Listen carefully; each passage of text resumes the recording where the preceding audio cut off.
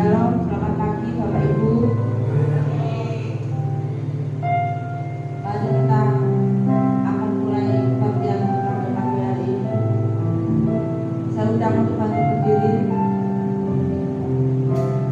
Jika kita dihadapkan masalah, kita berlatih hanya pada Tuhan.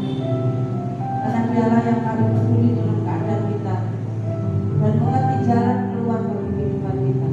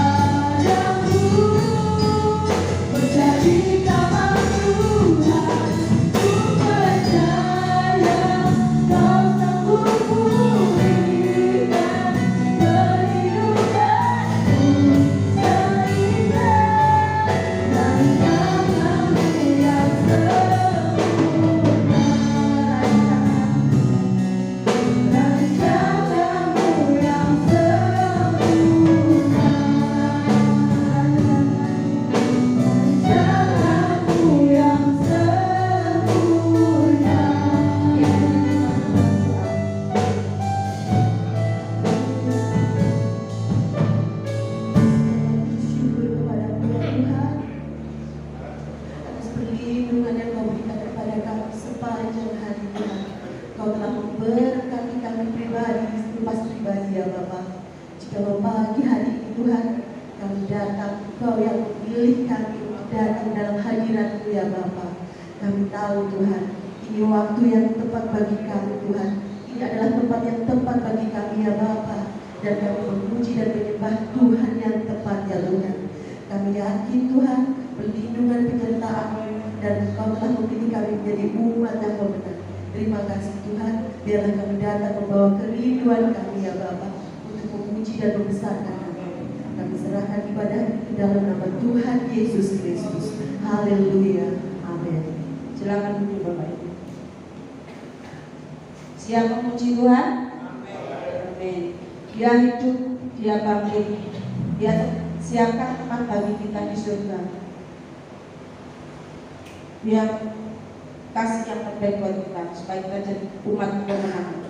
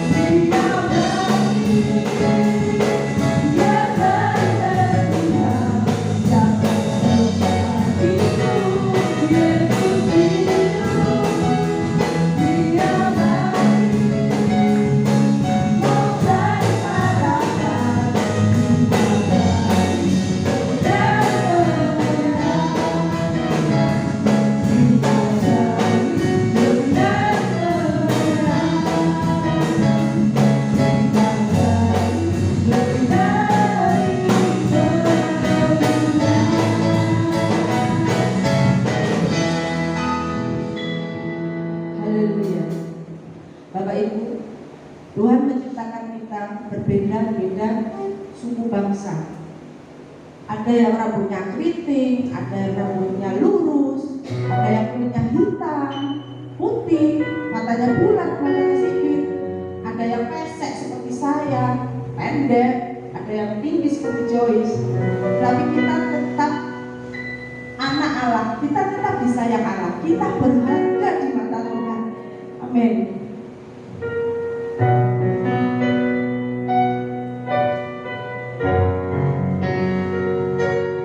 Tuhan Yesus mengasihimu, Tuhan Yesus mencintaimu, tanpa memandang suku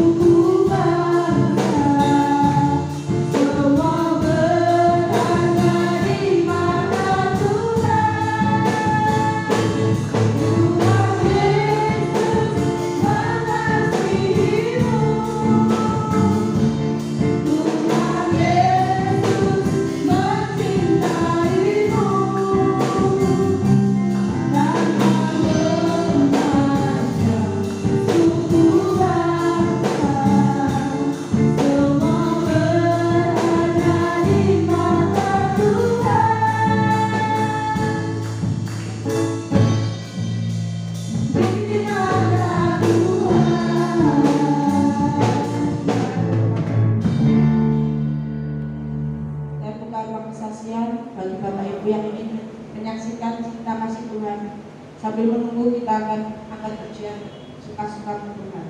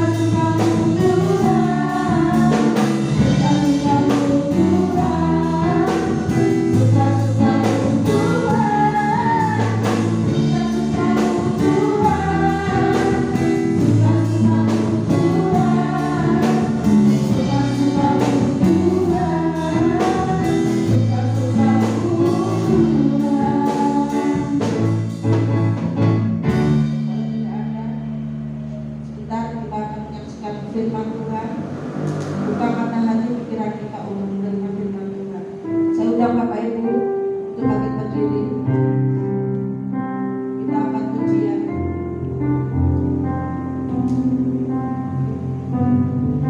Buka hati ucapkan haleluya.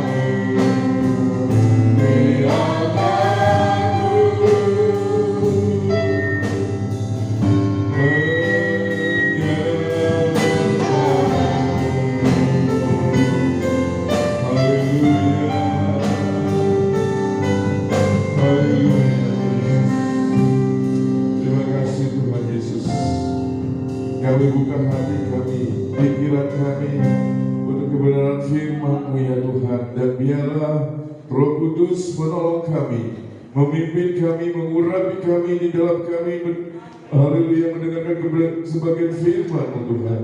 Dan kami yakin dan percaya Roh-Mu berkuasa atas ruangan ini Tuhan. Roh-Mu juga berkuasa atas hati dan pikiran kami, dan kami boleh siap mendengarkan kebenaran firman-Mu Tuhan Yesus. Makasih Tuhan Yesus, terpujilah Kau Tuhan kami. Kami siapkan hati kami mulaikan firman-Mu di dalam nama Tuhan Yesus Kristus yang menjadi Allah dan Juru Selamat kami. Haleluya, amin. Puji Tuhan, silakan duduk.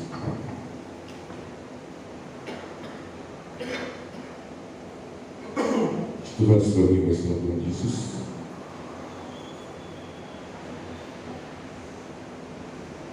Selamat pagi semuanya. Tuhan, ya. Kita kembali di dalam pelajaran dalam firman Tuhan.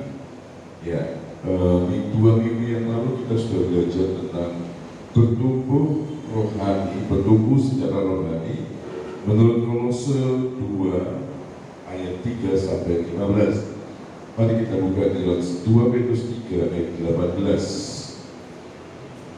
2 Petrus 3 ayat yang ke-18. Hari saudara duduk berdiri sebagai penghormatan kita untuk menghormati firman Tuhan yang kita akan baca. Kolose 2 ayat 2 Petrus 3 ayat yang ke-18. Tetapi bertumbuhlah dalam kasih karunia dan dalam pengenalan akan Tuhan Juru Selamat kita Yesus Kristus.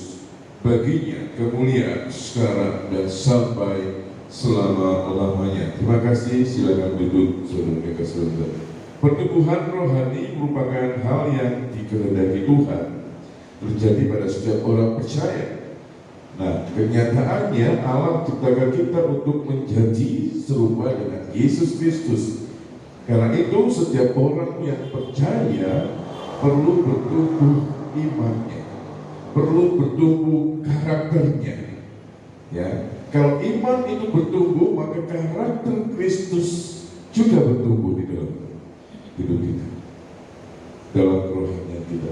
Nah, Allah ingin menginginkan kita menjadi dewasa dan mengembangkan karakter yang dimiliki oleh Yesus Kristus. Seringkali yang menjadi permasalahan adalah pertumbuhan rohani kita ini tidak sebanding dengan pertumbuhan jasmani kita. Ya, terkadang siapa di sini yang mulai sekolah minggu ikut Tuhan, percaya Yesus?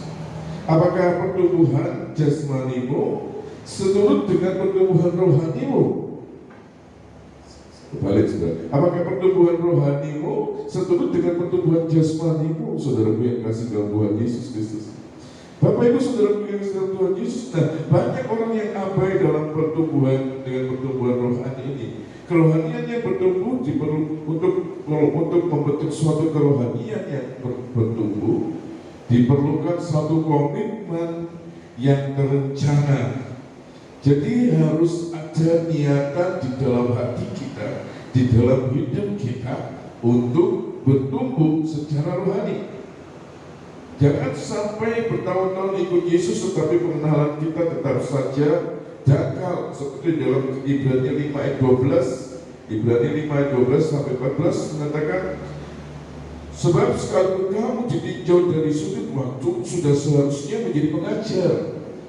Kamu masih perlu diajarkan asas pokok dari pernyataan Allah, dan kamu masih memerlukan susu, bukan makanan keras, sebab barang siapa masih memerlukan susu, ia tidak memahami ajaran tentang kebenaran, sebab ia adalah anak kecil. Tetapi makanan keras adalah untuk orang-orang dewasa yang karena mempunyai panca indera yang terlatih untuk membedakan mana yang baik daripada yang jahat. Nah, saudara, minggu lalu juga kita sudah melihat bertumbuh dalam Kristus Yesus di Kolose 2 ayat yang ke-6 sampai ayat yang ke-6 sampai ayat yang ke-15. Kita sudah lihat bahwa untuk bertumbuh itu perlu menerima dan tetap di dalam Kristus Yesus Mari kita buka di dalam Kolose 2 ayat yang ke-6. Kita ulang sedikit. Jadi untuk bertumbuh itu kita perlu menerima dan tetap di dalam Kristus. 2 Kolose 2 ayat yang ke-6.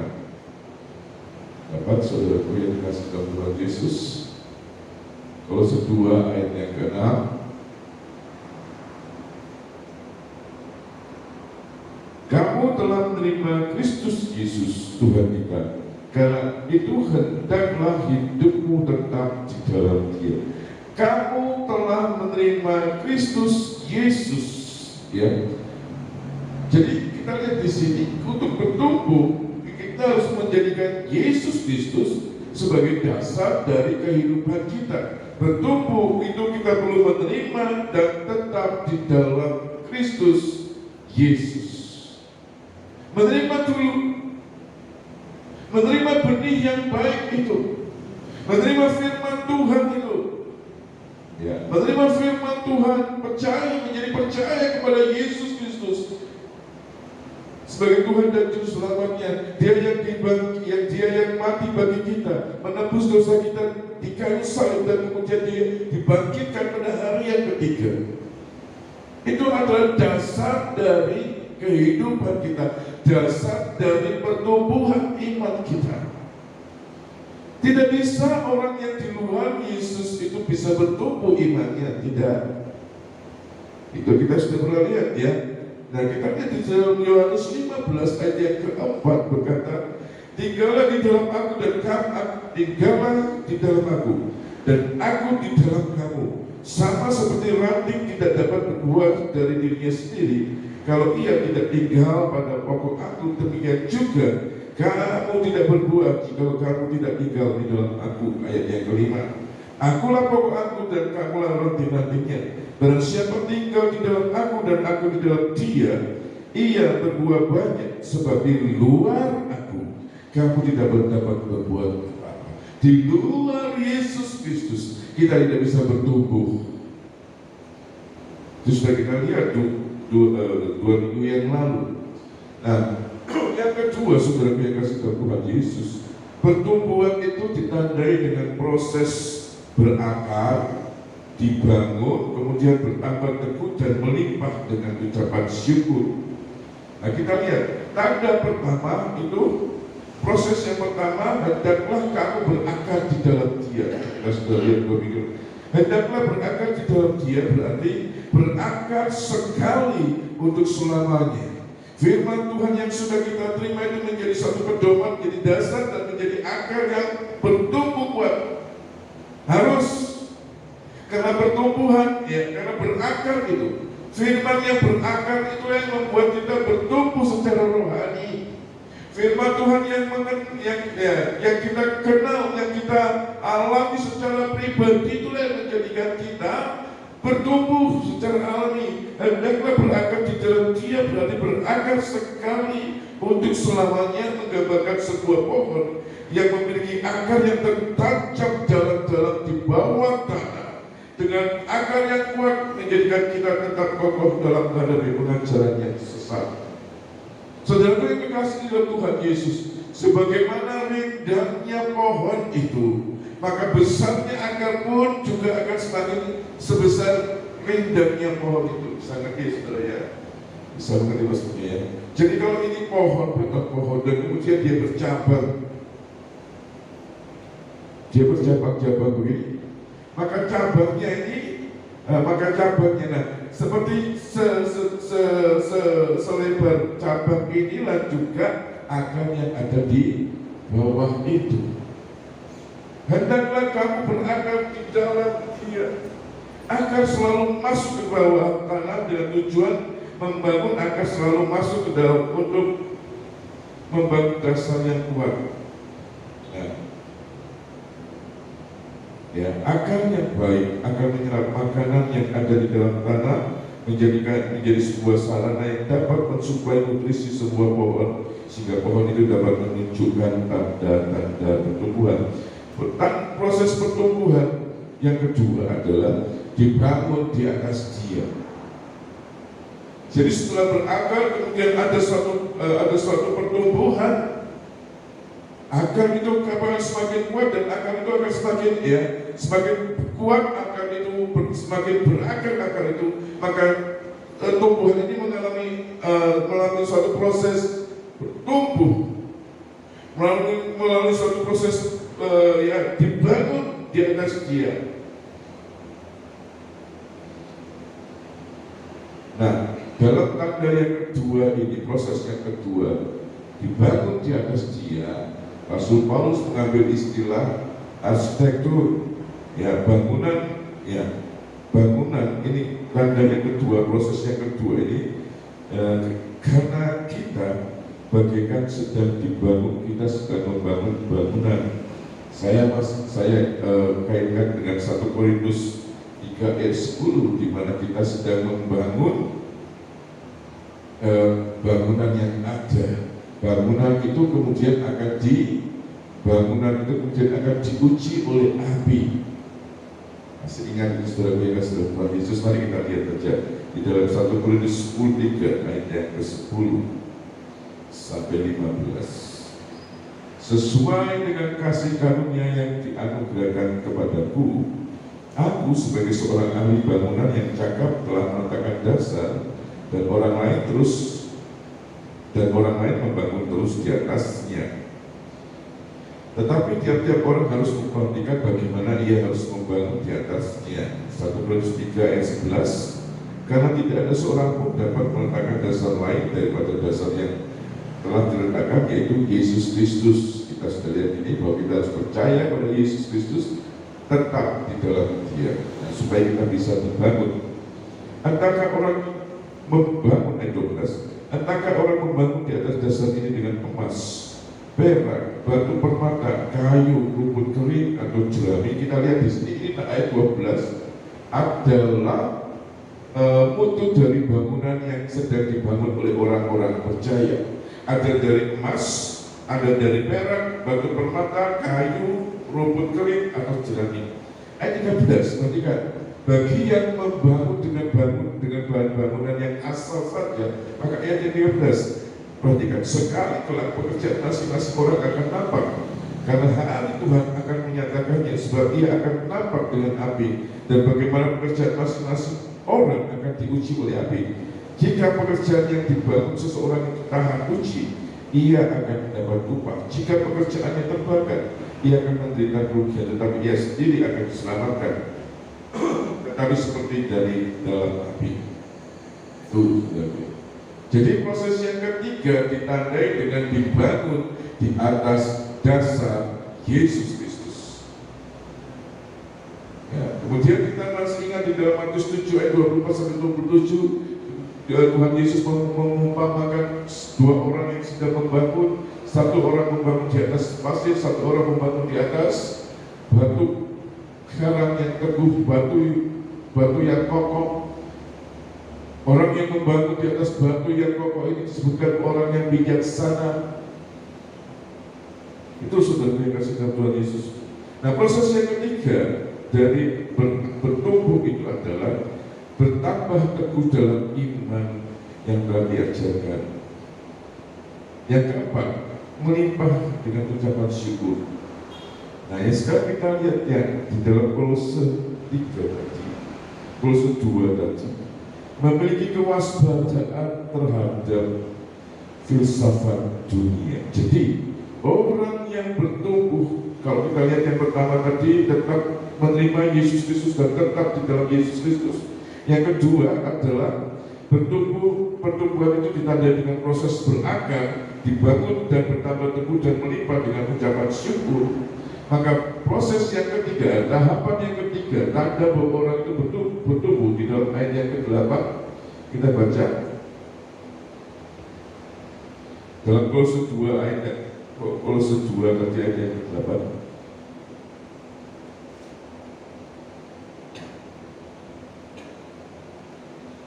Dalam ayat yang ke-8, hati-hatilah supaya jangan ada yang menawan kamu dengan filsafatnya yang kosong dan palsu menurut ajaran turun-temurun dan roh-roh dunia, tetapi tidak menurut Kristus. Kita lihat di sini yang ketiga, saudaraku.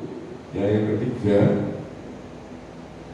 proses tanda orang bertumbuh adalah memiliki kewaspadaan terhadap filsafat dunia. Saudara yang kasih dalam Tuhan Yesus, seorang Kristen yang tidak bertumbuh rohaninya pada akhirnya akan menjadi seorang yang lemah. Dan oleh sebab itu Rasul Paulus menyadari bahaya akan orang Kristen yang kerdil secara rohani. Ya, kalau kita lihat di sini satu gambaran militer yang dipakai oleh Rasul Paulus di dalam ayat-ayat dalam kalimat ini tadi di dalam Kolose 2 tadi ayat ke-8. Dalam Kolose 2 ayat ke-8 ini saudaraku yang kasih dalam Tuhan Yesus. Ya, saya buka aja daripada saya. Kolose 2 ayat yang ke-8. Hati-hatilah supaya jangan ada orang yang menawan kamu dengan filsafatnya yang kosong dan palsu menurut ajaran turun-temurun dari orang dunia, tetapi tidak menurut Kristus. Jadi gini, kita lihat di sini dalam ayat yang ke-8 bisa ditampilkan. Ya, ayat bagian pertama. Hati-hatilah supaya jangan ada yang menawan kamu. Ada satu gambaran militer yang dipakai oleh Rasul Paulus di dalam kalimat ini, yaitu menawan. Menawan dari kata-kata tawan. Menawan itu bisa berarti dua arti. Contohnya, Harry itu menawan dengan betul ya, Harry itu menawan. Berarti Harry itu apa saudara? Menawan, menarik hati. Tapi kata-kata menawan di sini adalah menawan di sini berarti ya memperdaya, menghasut dan meracuni. Dari sini kita mendapatkan suatu pemahaman bahwa orang-orang yang tengah mengalami proses pertumbuhan sejatinya, ia perlu berhati-hati agar dirinya tidak mudah diperdaya, dihasut atau diracuni oleh filsafat guru-guru palsu. Setelah kita berakar dan bertumbuh di dalam Yesus Kristus, maka kita harus menjaga pertumbuhan rohani kita dari hama yang mematikan. Kita lihat di sini kalau orang sedang memanen, sedang bercocok tanam, orang itu sedang menanam sesuatu tanaman padi, jagung. Setelah akarnya mulai tumbuh, saudara yang kasih dalam Tuhan Yesus. Setelah kemudian dia bertumbuh secara luar biasa dan mulai berbuah. Padi sudah mulai berbuah, sudah mulai berisi itu bulir-bulir padinya. Apa yang ditakutkan oleh petani? Karena sebentar lagi Pak, apa yang ditakutkan oleh petani? Hama, warna kita, betul gak? Kenapa? Warna ini menyerang bulir-bulir padi yang masih baru keluar, yang masih berupa cairan di dalamnya itu disedot sama orang ini. Kalau salah begitu ya. Ya, itu. Nah, hama. Jadi pada saat kalau kita mau bertumbuh secara luar biasa di dalam Yesus Kristus, mari hama yang paling bahaya adalah ayat yang ke-8. Ya, hati-hati supaya jangan ada orang yang menawan kamu dengan filsafatnya yang kosong dan palsu menurut ajaran turun-temurun dan roh dunia, tetapi tidak menurut Kristus. Inilah yang menjadi hama dari pertumbuhan rohani kita, yaitu filsafat dunia, filsafat guru palsu yang kosong. Ya, yang kosong dan palsu menurut ajaran turun-temurun dan roh dunia. Kita harus memagari kita harus melindungi pertumbuhan rohani kita dari filsafat guru-guru palsu, filsafat dunia yang sedang melanda dunia pada saat ini. Ada banyak hal yang sedang ditanamkan oleh dunia melalui segala macam teknologi yang ada, melalui film-film yang ada. Saya seringkali sebutkan ini, mudahan saudara yang kasih dalam Tuhan Yesus Kristus. Film-film sekarang sudah mulai melegalisasi, melegalkan tindakan LGBT, lesbian, gay, bisex, dan T-nya. Itu saudara. Teman saya bilang LGBT itu, oh saya LGBT, ya, ada seorang Tuhan ini. Saya ini LGBT, kok bisa? Ya, dia bilang ini, lagi gelap bini terang. Kenapa begitu saudara? Lagi gelap bini terang, karena dia orang Jawa menikah dengan orang Chinese. Lagi gelap bini terang. Itu saudara. Saya kira LGBT. Nah, kita lihat di sini segala filsafat dunia, hal-hal yang kita diajak untuk supaya berkompromi dengan keadaan dunia ini, dengan filsafat-filsafatnya yang kosong, palsu, dan kemudian yang berdasarkan ajaran turun-temurun dan roh-roh dunia tidak menurut Kristus. Hati-hati saudaraku yang terkasih dalam Tuhan Yesus. Hati-hati, ya, hati-hati. Kalau kita bandingkan dengan kalau kita lihat di sini, kalau kita bandingkan dengan Daniel 11 ayat 32, kalau saya jangan ditutup saudara yang kasih dalam Tuhan Yesus.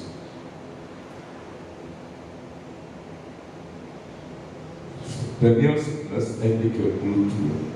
Dan orang-orang yang berlaku fasik terhadap perjanjian akan dibujuknya sampai murtad dengan kata-kata licin, tetapi umat yang mengenal Allahnya akan tetap kuat dan akan bertindak. Kita lihat di sini Daniel sudah mendapat suatu penglihatan bahwa di dalam akhir zaman ini akan ada orang-orang yang bertindak fasik, orang-orang percaya yang bertindak fasik terhadap perjanjian, orang-orang yang terhadap perjanjian yang sudah dimeteraikan di dalam Yesus Kristus.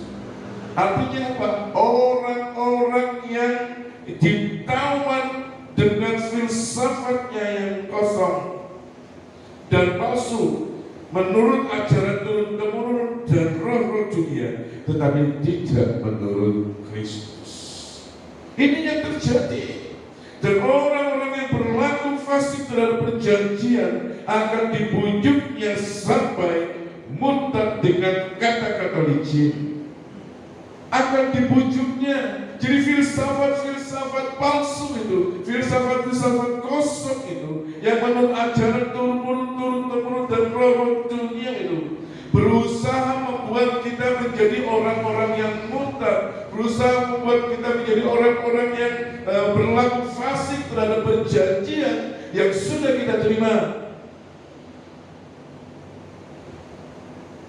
Itu yang terjadi, saudara yang kasih dalam Tuhan Yesus. Siapa yang tidak bertumbuh di dalam Yesus Kristus, dia akan tidak bisa melakukan apapun. Dan kalimat yang terakhir di dalam Daniel 11:37 tadi, tetapi umat yang mengenal Allah, artinya umat yang bertumbuh secara rohani, akan tetap kuat dan akan bertindak.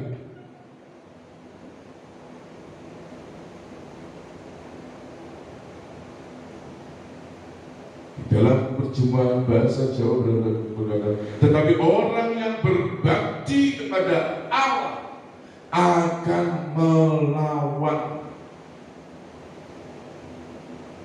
Artinya mereka yang bertumbuh di dalam Kristus Yesus, mereka bisa memagari dirinya dari hama yang menyerangnya, dari filsafat dunia yang menyerang. Sepertinya biasa saja, sepertinya hal itu tidak bertentangan dengan firman Tuhan, tetapi kita lihat saudaraku yang terkasih dalam Tuhan Yesus Kristus, Ada banyak filsafat-filsafat dunia ini yang berusaha mempengaruhi iman kita. Kenapa? Karena sumber ajaran mereka berasal dari ajaran turun-temurun atau tradisi manusia, bukan dari kebenaran firman Tuhan. Filsafat-filsafat guru palsu itu selalu melibatkan roh-roh dunia yang memberikan satu pengajaran berdasarkan prinsip-prinsip dasar supranatural yang melibatkan roh-roh dunia, bukan roh Kristus. Jadi hati-hati. Terkadang tindakan supranatural itu sepertinya dari roh Kristus, tetapi bukan dari roh Tuhan. Hati-hati. Saudaraku yang kasih dalam Tuhan Yesus, apa yang diajarkan oleh filsafat dunia?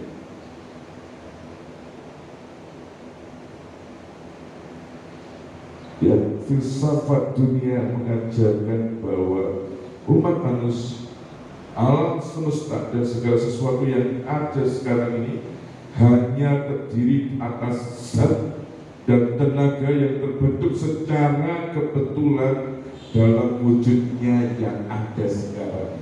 Jadi keberadaan dunia seluruhnya ini hanya kebetulan terjadi. Wah, ini saudara yang kasih dalam Tuhan Yesus, sehingga muncul teori evolusi itu. Ya, muncullah teori evolusi itu. Filsafat ini mengajarkan bahwa umat manusia, alam semesta dan segala sesuatu yang ada ini hanya terdiri dari atas zat dan tenaga yang terbentuk secara kebetulan, bukan karena Allah yang berkata jadilah terang, maka terang itu jadi. Jadilah langit dan maka langit itu jadi. Jadilah daratan, maka jadilah daratan. Tidak. Banyak kali hal itu terjadi, saudara yang kasih dalam Tuhan Yesus Kristus. Segala sesuatu tentang dunia binatang, tentang dunia binatang, dunia yang ada selalu dikaitkan dengan evolusi yang ada, teori evolusi yang ada.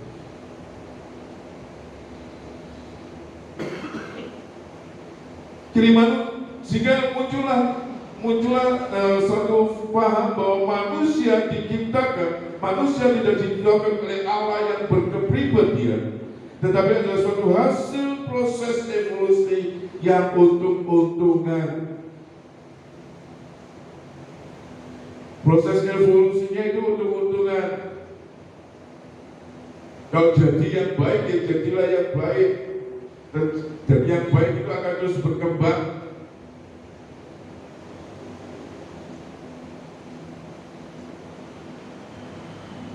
Nah, paham ini, filsafat ini menolak kepercayaan kepada Allah yang berkepribadian dan tidak terbatas serta menyangkal bahwa Alkitab adalah pernyataan yang diilhamkan oleh Allah kepada umat manusia. Ini yang terjadi, saudara yang kekasih dalam Tuhan Yesus. Ini yang terjadi, bujukan itu dalam Daniel 11 ayat yang ke-32 katanya mengatakan demikian, bukan saudara yang kasih dalam Tuhan Yesus?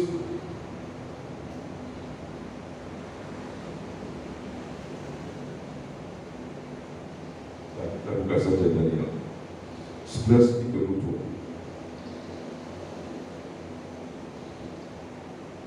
Dan orang-orang yang berlaku fasik terhadap perjanjian akan dibujuknya sampai murka dengan kata-kata licik. Dan umat yang mengenal Allahnya akan tetap kuat dan bertindak. Ini yang terjadi. Dibujuk dengan filsafat dunia, dibujuk dengan kata-kata yang bagus-bagus, yang seolah-olah itu adalah masuk akal. Segala sesuatu yang tidak masuk akal, no. Firman Tuhan yang tidak masuk akal, no, dibuang. Ini yang terjadi, saudara yang dikasih dalam Tuhan Yesus.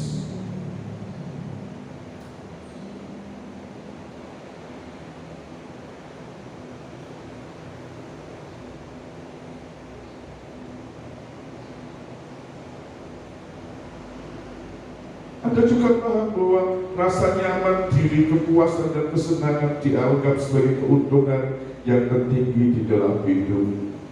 Pokoknya diriku nyaman, nyaman dengan keadaan ini, nyaman dengan kekayaan saya, beres sudah. Saudara, inilah yang terjadi sebenarnya. Inilah yang terjadi di dalam keadaan yang sudah berusaha menggerogoti iman Kristen. Ya,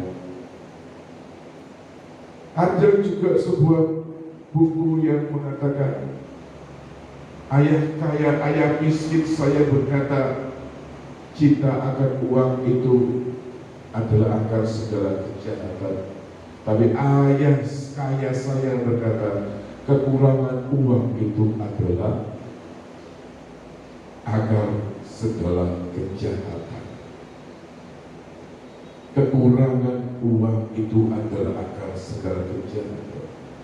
Saudaraku yang terkasih dalam Tuhan Yesus Kristus, sehingga ukurannya adalah uang, ukurannya adalah harta. Seberapa banyak hartamu ditentukan seorang itu juga akan menghormat dengan keadaanmu, image-mu. Ya, orang itu akan semakin hormat kalau kamu pakai Mercy. Pakai sekarang Mercy gak langsung buat mobil mewah lagi, saudara. Banyak mobil-mobil mewah lagi yang luar biasa.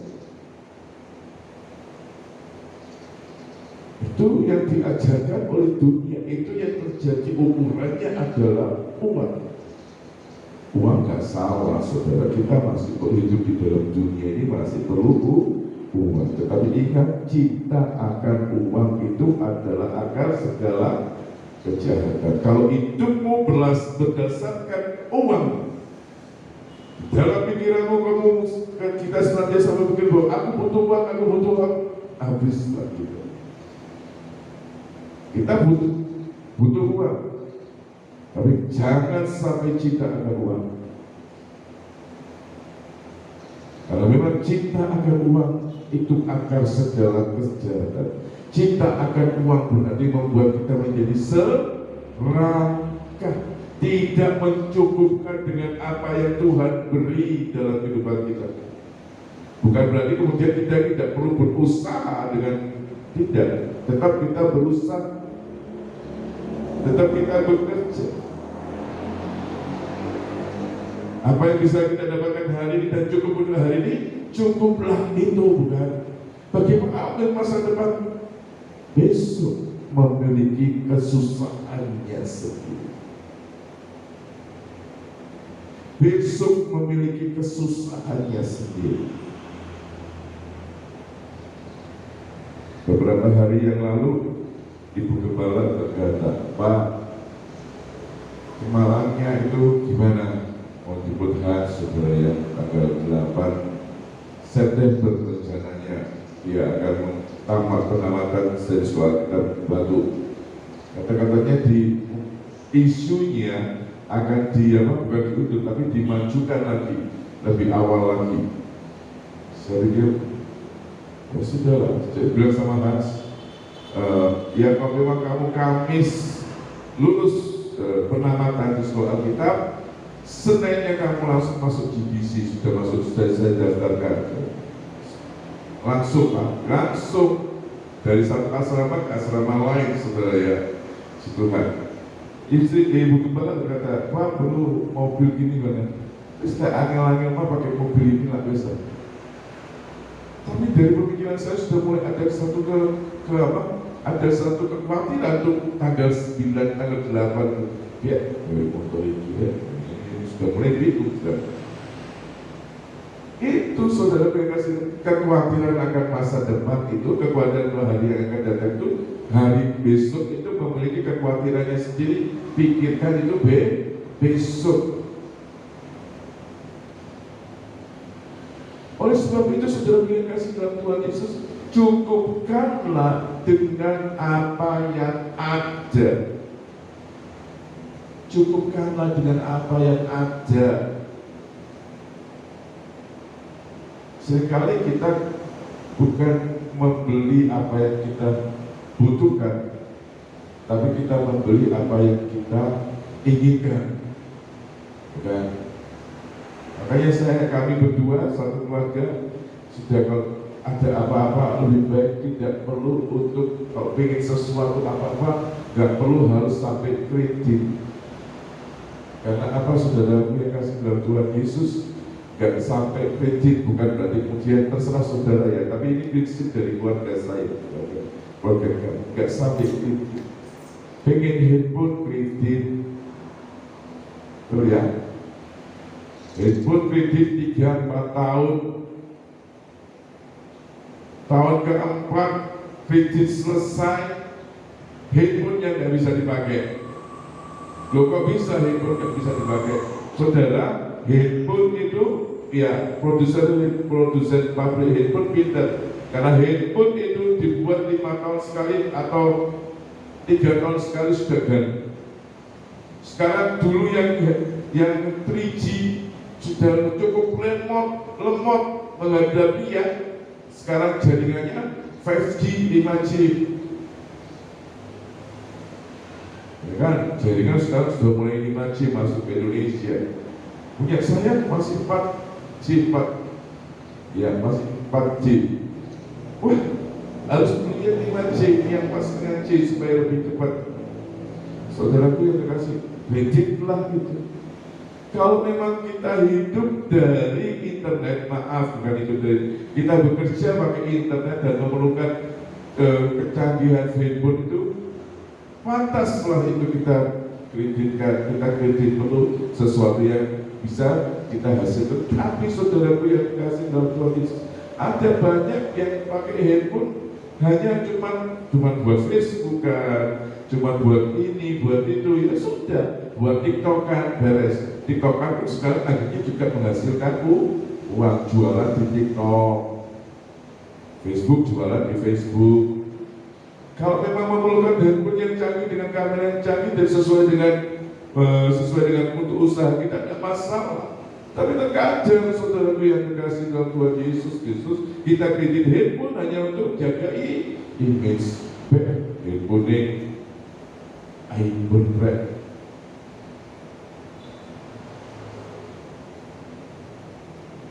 Ya kan? Itu saudara. Begitu handphone itu selesai kreditnya, handphonenya sudah mulai lemot lagi, ambil kredit lagi. Oleh sebab itu saudara yang kasih dalam Tuhan Yesus, mari hiduplah berpadan dengan apa yang ada. Kalau memang Tuhan cukupkan sekian hari ini, berkat itu sudah diberikan sekian, ucapan syukur harus kita berikan. Nah, kita lihat di sini saudara yang kasih dalam Tuhan Yesus.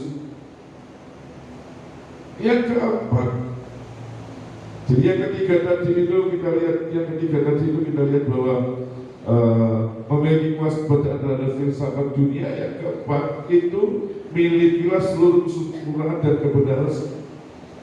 kebenaran dalam Kristus Yesus. Jadi kalau kita lihat di ayat yang ke-9 sampai 15 dalam Kolose itu adalah transformasi diri kita menuju kesempurnaan di dalam Kristus Yesus. Mari saudara yang kasih dalam Tuhan Yesus Kristus, pagari hidup kita dengan kebenaran firman Tuhan, sehingga kita bisa melawan filsafat dunia yang kosong itu. Ayat yang terakhir kita baca lagi dalam Daniel tadi 11 ayat 32. Dan orang-orang yang berlaku fasik terhadap perjanjian akan dibujuknya sampai murtad dengan kata-kata licin, tetapi umat yang mengenal Allah akan tetap kuat dan akan bertindak. Mari umat yang mengenal akan kuat dan bertindak. Umat yang mengenal Allah melalui apa? Melalui kebenaran firman Tuhan. Jangan pernah tinggalkan firman Tuhan. Kalau melalui firman Tuhan kita menjadi umat yang kuat, dan kita menjadi umat yang melawan ajaran palsu. Tuhan, mari kita masuk dulu. Ku yakin saat kau berfirman, ku menang saat bertindak. Amin. Kita nyanyikan lagu ini dan kita akan masuk dalam Tuhan.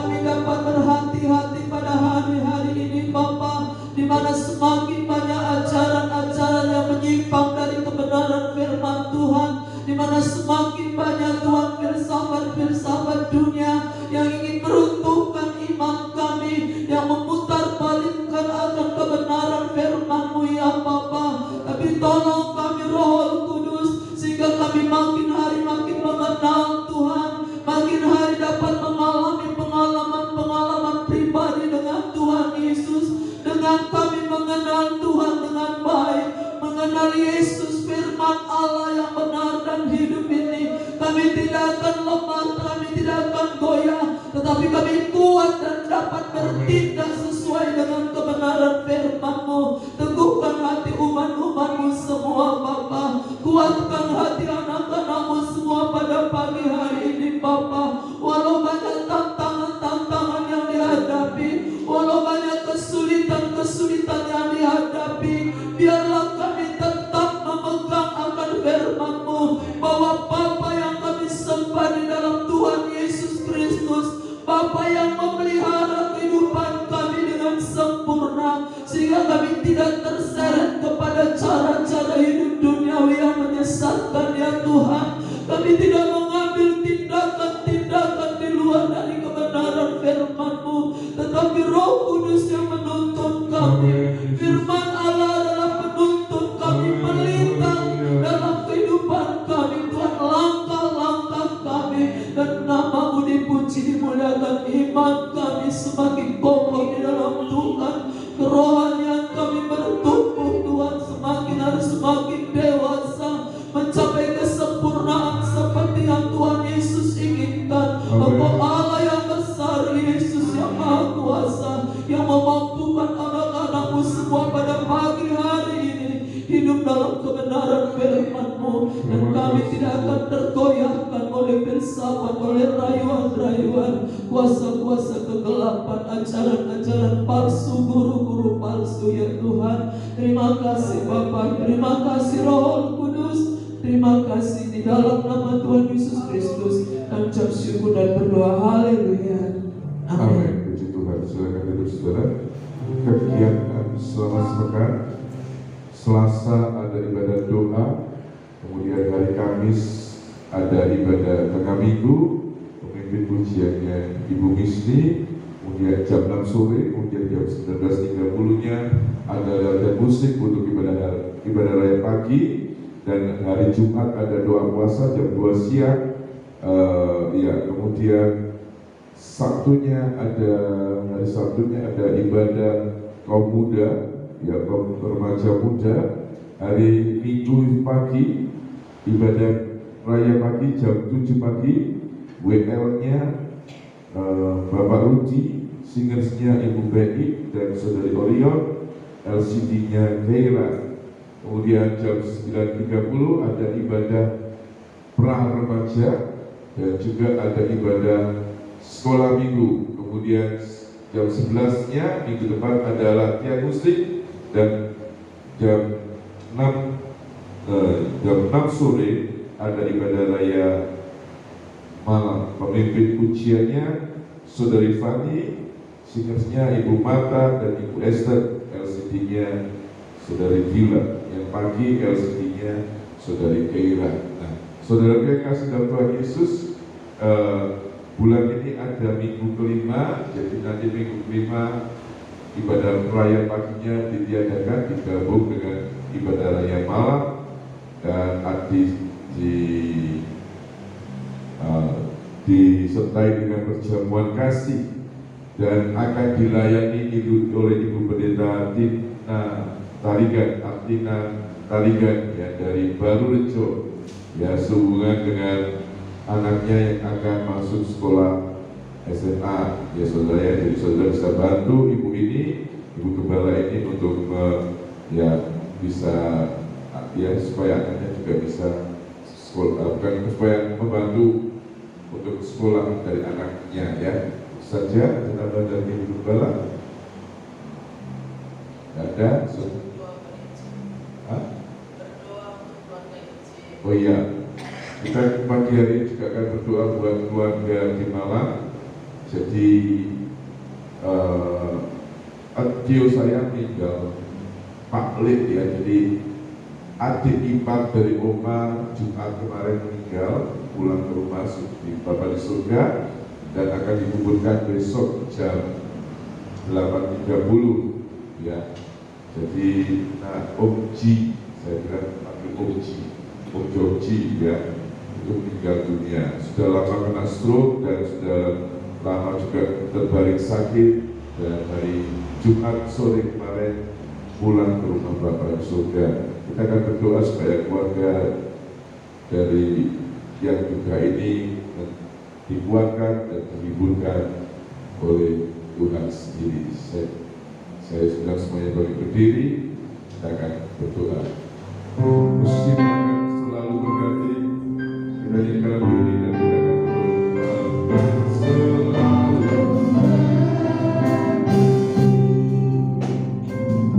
kasih Tuhan tetap abadi.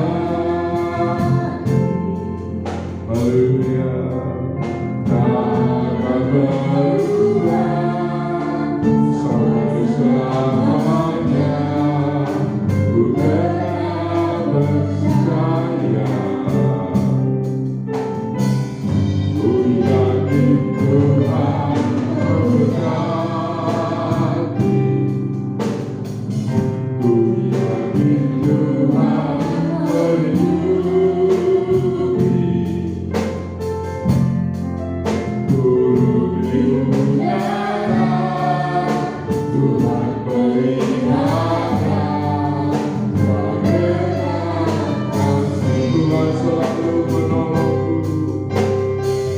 Tuhan selalu menolongku. Selalu menjagaku. Selagi aku tak akan terjatuh. Kata Tuhan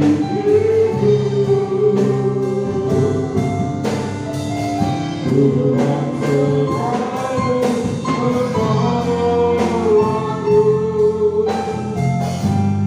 selalu menjagaku. Dia mengenyangkanku dan meliharaku. Musik akan selalu berganti. Musik akan selalu berganti.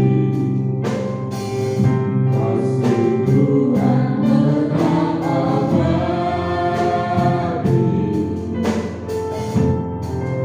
Tak akan berubah sampai selamanya. Ku tetap percaya, ku yakin Tuhan memberkati. Ku yakin Tuhan memberkati. Ku yakin Tuhan melindungi. Turun di udara, Tuhan pelihara. Tuhan selalu menolongku. Tuhan selalu menolongku. Selalu menjagaku. Selagi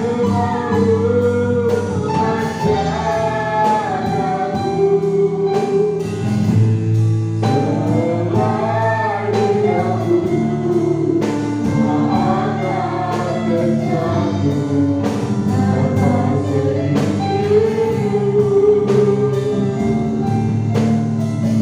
Dia mengenyangkanku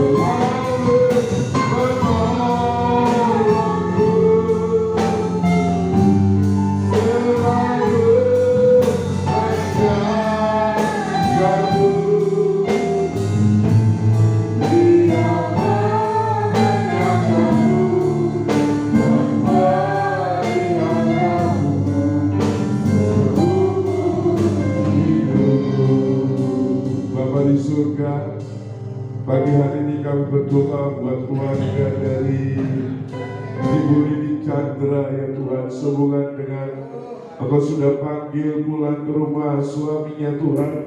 Bapa kami berdoa biarlah penghiburan, kekuatan yang dari Allah Roh Kudus boleh dicurahkan kepada keluarga duka yang ada. Tuhan kami yakin dan percaya, haleluya, penghiburan yang daripadamu itulah yang menguatkan mereka Tuhan. Dan kami juga boleh percaya Tuhan, haleluya, Om Ji juga boleh bersama-sama dengan Engkau di surga-Mu ya Tuhan, dan nama-Mu dipermuliakan melalui keadaan duka cita ini ya Tuhan Yesus. Terima kasih Tuhan Yesus, terima kasih. Kami berdoa buat Tuhan saudara-saudara kami, Tuhan, karena keterbatasan tubuh mereka tidak bisa datang Tuhan. Kami berdoa jamah mereka semua di dalam nama Tuhan Yesus Kristus.